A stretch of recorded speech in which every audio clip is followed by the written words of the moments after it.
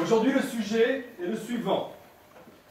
Ce qui est le plus négligé dans nos écoles est justement ce dont nous avons le plus besoin dans la vie. Ça résonne. Sans doute le micro. Un sujet donc sur les écoles. Nous faisons tous partie d'une école, nous avons tous été éduqués par une école et aujourd'hui on se propose d'en discuter. De qui est cette phrase? Herbert Spencer. J'avais entendu parler. C'est pas un mec de l'EM. C'est pas non plus le nouveau directeur, non, il est bloqué sur un campus d'école post-bac.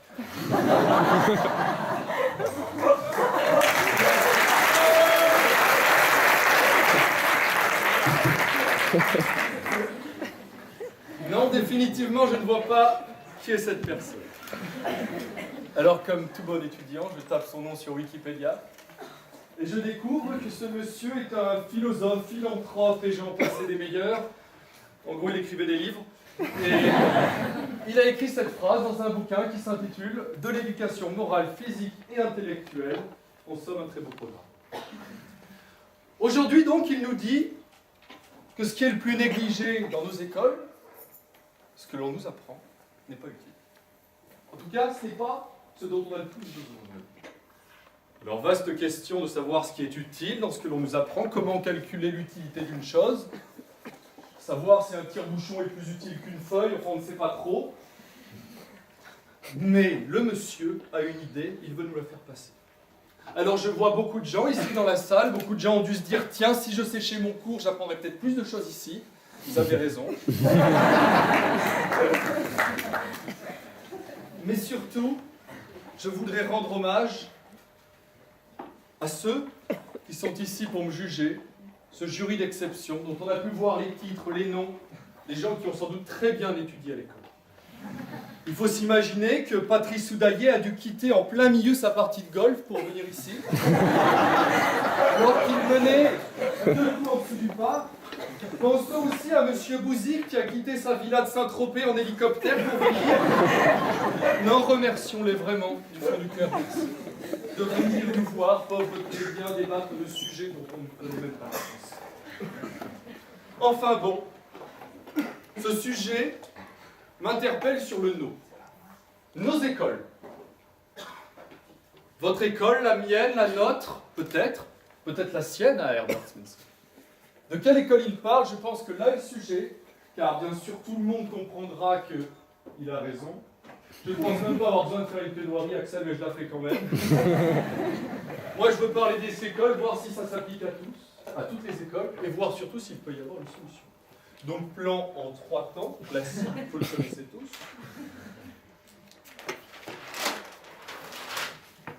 Nos écoles, ces écoles, Entrepreneurs for the World.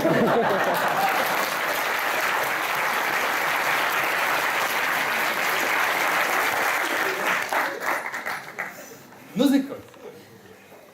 L'éducation nationale, l'école de commerce, ces écoles par lesquelles nous sommes tous un jour passés, qui nous ont peut-être appris de bonnes choses, des choses utiles, peut-être des choses moins bien, peut-être qu'ils ont éludé des choses bonnes. En tout cas, il s'agit de savoir si vraiment nos écoles sont chères dans ce qu'elles nous apprennent. Il ne s'agit pas de savoir si l'éducation est utile, certes elle l'est. Est-ce que nos écoles nous apprennent une éducation utile? Voilà la question. Alors on va se placer dans une situation simple pour que tout le monde comprenne. Je ne parle pas ici des AST, mais plutôt des ECT qui sont très peu nombreux. C'est moins riche que d'habitude. J'aime bien frapper dessus. Enfin bon. Nos écoles. Donc prenons la situation d'un jeune homme, on va l'appeler Victor, 17 ans, jeune fils de paysan bourguignon, viticulteur, ses parents, donc une bonne famille en somme.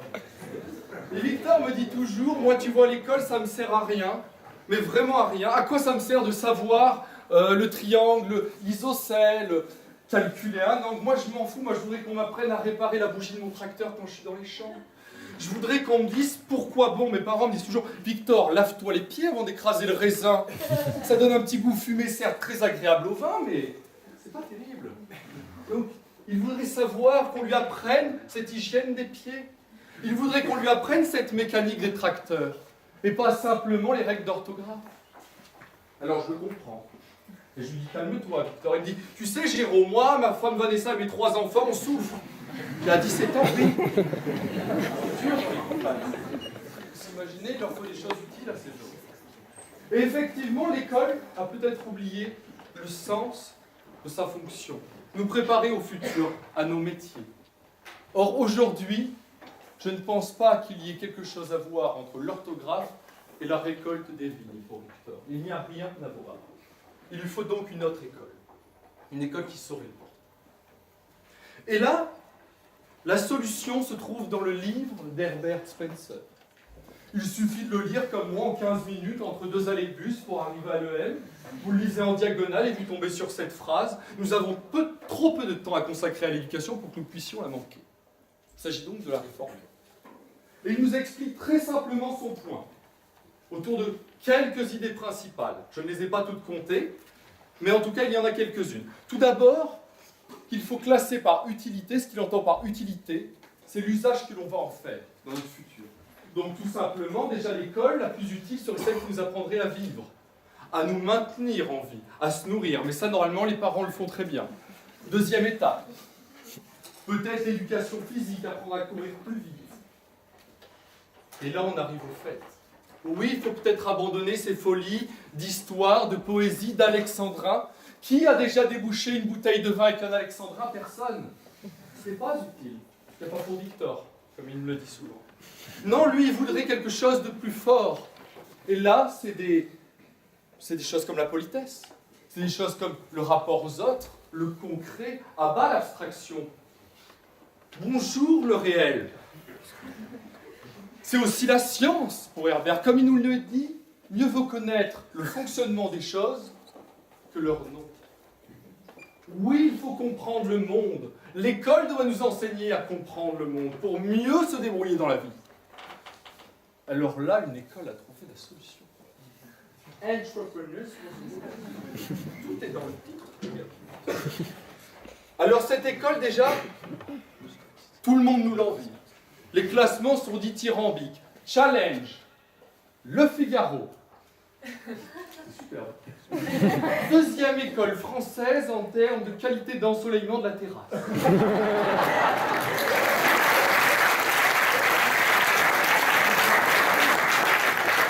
Là, je dis bravo. Et là, je vois Le Figaro, première école française et européenne en termes de qualité du sandwich ton maillot. Je dis, là, on est bon dans les classements, il y a quelque chose. Peut-être qu'il y a une raison à tous ces bons classements. Effectivement, il y a une raison. Le M Lyon, déjà, elle est attrayante. On ne payerait pas 10 000 € si ce n'était pas attrayant, je pense. On est tous d'accord, on peut faire plein de choses avec 10 000 €. Moi, je n'ai pas payé le lycée, je ne l'aurais pas payé vu la qualité des cours. On ne paye pas non plus le bac. Ce passeport pour le néant, ça ne sert à rien. Non, il s'agit de savoir pourquoi les gens payent 10 000 € pour venir ici s'asseoir sur ces bancs, sécher ses cours et aller en OB. Il y a une part de socialisation, comme vous l'expliquait Herbert, effectivement, une socialisation tant diurne, les carrières forums, rencontrer M. Bouzik, donner son CV, et les socialisations nocturnes, où là on rencontre Camélia, on lui tend sa langue, enfin, c'est des choses sympas, mais c'est de la socialisation. On apprend aussi le concret à l'EM Lyon. À l'EM Lyon, on va en stage. D'ailleurs, c'est là où on apprend le plus de trucs ici, c'est quand on n'est pas là.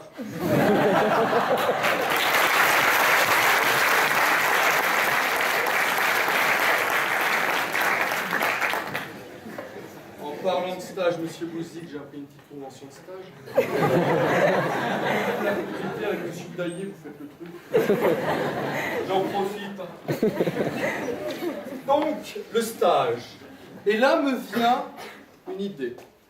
Si j'allais voir du côté des blogueurs, le stagiaire fantôme.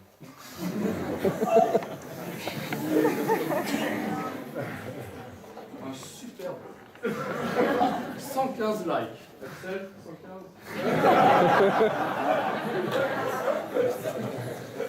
Qu'est-ce que c'est que ce stagiaire fantôme? On s'interroge dans le public, encore plus enduré. Qui est ce mec? Qui a pu prendre un nom aussi nul? Ah, c'est Axel. Axel qui nous dit: En ce beau mardi, je viens de trouver la définition parfaite de mon stage, un suicide en slow motion. Mais slow motion quand même. Tu vois que tu apprends des choses. Même dans un stage nul. Alors qu'à l'école, même si elle est bien, peut-être qu'on n'apprendra rien. Donc quelque part, le mieux a trouvé la bonne formule. Apprenez ailleurs. Et c'est là que je veux conclure. C'est Monsieur Oudaillé, si aujourd'hui vous devez rendre les clés de l'école à Monsieur Bélétante, si vous devez rendre les clés du campus de Saint-Étienne aussi, qu'on aime beaucoup, vous devez vous rapprocher des Parisiennes. Géographiquement. Moi, je vous dirais, soyez fiers, car comme le disait Voltaire, le peuple qui a les premières écoles est le premier peuple aujourd'hui, ou le sera demain. Merci.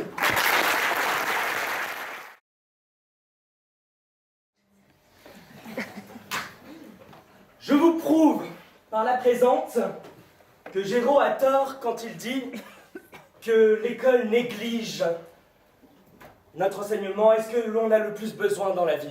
Car vois-tu Géraud, si je n'étais pas allé à l'école, voici à quoi ressemblerait mon plan. Ah, l'école. On a tous un peu ces souvenirs que l'on partage tous, hein, ce prof un peu pervers, cette espèce de petit bâtard qui voulait vous casser le bras à 17h à la sortie. J'en vois certains qui me comprennent. Non, l'école, c'est avant tout une éducation. L'école, ce sont plein de souvenirs. Et l'école, c'est aujourd'hui aussi ce souvenir que nous avons tous eu, celui de la salle d'attente chez le banquier. Nous étions assis comme ça, stylo en main, lui sourire carnassier, et qui nous regarde et nous fait « Mais vous savez, jeune homme, avec cet excellent prêt à 2% sur vos 35 000 € d'emprunt, cela ne fera que 700 € d'amputé sur votre premier salaire. » Génial. J'adore les pâtes à l'huile. Et voilà que Verbatim remet en cause tous ses souvenirs. Que Verbatim nous dit que finalement, ce qui est le plus négligé dans nos écoles, c'est ce dont nous avons le plus besoin dans la vie. Et je dis non. Non, c'est faux. Mais de quoi avons-nous vraiment besoin dans la vie? Car Géraud, vois-tu, ce n'est pas que la picole. Je te vois très souvent au bar à 17h. C'est peut-être pour cela que tu sèches les cours. Mais en tout cas, non. De quoi avons-nous vraiment besoin dans la vie? Eh bien, je vais vous le dire. Dans la vie, nous avons besoin de choisir. Alors certains vous diront, ce dont tu as besoin dans la vie, mon fils, c'est de Dieu. D'autres vous diront, wesh mon frère, du fric et de la tise, c'est ça la vie. D'autres vous diront encore, non mais tu vois, dans la vie, on a vraiment tous besoin de comprendre qu'on fait partie de la même espèce. Et qu'en fait, on est tous frères, quoi. Et si on est tous frères, faut pas se faire du mal. Mais toutes ces personnes, bien qu'ils aient des visions opposées de la vie, des visions opposées de comment bien mener leur vie, ont un dénominateur commun. Et ce dénominateur commun, c'est la faculté de choisir. La faculté de faire leurs propres erreurs et la faculté d'aller là où bon leur semble. Alors Géraud, toi tu prétends que nous ne pouvons pas choisir à la sortie de l'école. C'est faux. C'est faux, et je dirais, pour paraphraser un éminent spot publicitaire du gouvernement qui dit que si on n'a pas de SAM, on a le seum. Si on n'a pas de bac, on est buck. Car voyez-vous, l'école est aussi un creuset social. Ce n'est pas seulement des cours. Voyons un peu ce qu'on enseigne à l'école. Des mathématiques, de la physique, de l'histoire. On suit les premiers pas des hommes pour arriver à la société actuelle. Mais ce n'est pas que ça. Non, l'école, c'est aussi un creuset social, où on rencontre de tout. Du beau gosse populaire au petit mec chelou dans un coin qui joue à la Game Boy. De la fille qu'on aimerait bien pécho à celle qui aimerait bien nous pécho. Et malheureusement, ce ne sont pas souvent les mêmes. Et qu'est-ce qu'on n'enseigne pas à l'école aussi? On n'enseigne pas, comme tu le dis, le savoir pratique, celui que Victor aimerait bien avoir au fin fond de sa campagne. On n'enseigne pas, par exemple, LV3, bureaucratie, introduction à la fiche d'imposition. Non. Et n'a-t-on jamais vu un cours qui s'appelle la philosophie de comptoir du mythe de la taverne à nos jours? Non. L'école, comme je vous le dis, c'est le savoir avec un grand S, mais c'est aussi la rencontre avec un grand R. Alors, qu'est-ce qu'elle nous apprend? Qu'est-ce que nous apprennent ces rencontres? Tout d'abord, je dirais que nous avons un système de notation que nous connaissons tous. Nous avons tous eu l'angoisse du 14, l'angoisse du 20. Oui, j'étais bon en cours. Et là, on se dit, mais à quoi ça sert? À quoi servent ces notes? À créer une volonté chez vous. Parce qu'on n'a jamais rien sans rien. Et si vous ne vous arrachez pas, si vous ne faites pas en sorte d'obtenir ces bonnes notes, vous n'obtiendrez rien. Alors comment voulez-vous choisir, mesdames et messieurs, si vous n'avez pas la volonté de choisir? Si vous ne vous donnez pas les moyens de choisir? Non, ces notes, outre le fait que nos profs sont des enfoirés de sadiques, sont là pour nous expliquer qu'il faut se battre pour ce que l'on croit. Ensuite, dans ces rencontres, on se forge un caractère. Alors qu'est-ce que ça veut dire? Là, je vais parler un peu de mon expérience personnelle. Là, vous me voyez, j'ai une sorte de charme magnétique, une assurance, mais je n'ai pas toujours été comme ça. Non. Loin de là. Au collège, j'étais une espèce de petite crevette d'1,30 m, jouant aux cartes Magic dans la cour de récré, me faisant voler mon pain au chocolat. Bref, j'étais une victime. C'est vrai. Mais j'aurais pu vouloir me fondre dans la masse. J'aurais pu dire, soit je suis une victime, je rejoins le camp de ceux qui me persécutent, et je me tais. Je ne l'ai pas fait. Et tout au long de mon chemin, j'ai rencontré des gens qui me comprenaient et qui m'acceptaient tel que j'étais. Et c'est là ce que nous enseigne aussi l'école. Il faut avoir un caractère unique, un caractère qui vous définisse.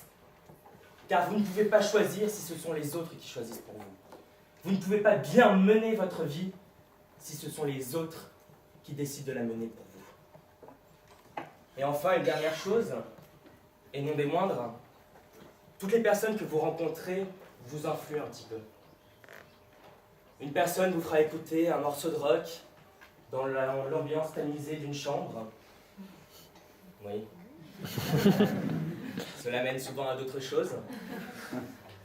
Une autre vous parlera avec passion de ses artistes préférés, mais ils vous influent tous. Ils façonnent un peu vos goûts et vos désirs. Et quand vous arrivez aujourd'hui, du haut de vos 25 ans, et que vous vous dites « c'est ça ou ça que je veux faire », c'est aussi l'écho de toutes vos rencontres. L'écho de toutes les personnes avec qui vous avez partagé des moments qui se fait. Ces personnes vous ont montré ce qu'elles aimaient et vous avez décidé de choisir que c'était aussi ça que vous aimez. Alors voilà, maintenant vous êtes du haut de 25 ans dans EM Lyon Business School. Et qu'est-ce qui va se passer? Vous allez rentrer dans la vie active. Pardonnez-moi, je bois un peu. Vous êtes des adultes maintenant. Et c'est ça le plus important. Vous avez tous fréquenté la maternelle, la primaire, le collège, le lycée, la classe prépa, l'université pour certains. Et nous arrivons là, à l'aube de la vie active, avec toute cette expérience passée. Nous sommes des adultes, nous avons façonné nos outils, nous avons rempli notre cerveau, et aujourd'hui, nous savons ce qui est bien ou mal, nous savons si nous voulons aller là, ou si nous voulons aller là. Oui. Je me perds un peu dans les mots, excusez-moi. Mais c'est surtout qu'en tant qu'adulte, vous n'êtes plus tributaire de vos parents, vous n'êtes plus tributaire de vos professeurs. Vous allez être lâché dans la nature. Ça fait peur, mais c'est aussi une grande chance. Celle de faire vos propres erreurs, celle de se tromper. Et l'école vous aura formé. L'école vous laisse un dernier souvenir aussi, un dernier petit cadeau d'adieu. c'est vos souvenirs. C'est les 400 coups que vous avez fait avec vos potes, c'est les soirées arrosées qui sont allègrement prises en photo ou en vidéo. C'est un peu de tout ça. Et à un moment, vous vous arrêtez, vous allez obtenir votre diplôme.